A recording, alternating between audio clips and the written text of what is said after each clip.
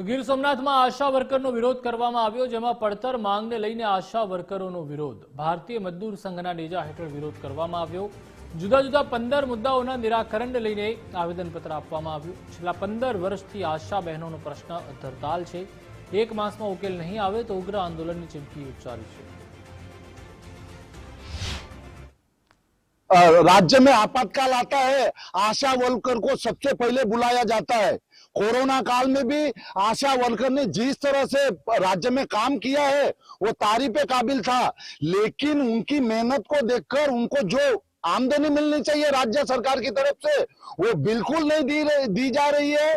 बार बार आवेदन पत्र देने के बावजूद हमारी बहनों की मांगे डिमांड पूरी किए नहीं जा रही है। अगर 1 महीने के अंदर इन समस्याओं को लेकर आपने ध्यान नहीं दिया तो आने वाले समय में पूरे गुजरात में किसान आंदोलन की तरह आंदोलन होगा।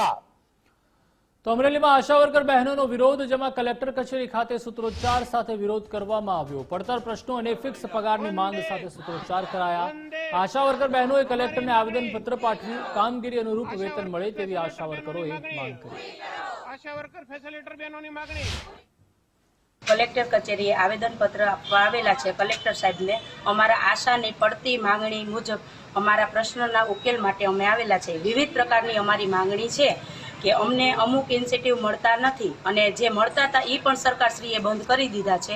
એટલે અમારા પ્રશ્નનો ઉકેલ થાય એવી અમે માંગ કરીએ છીએ.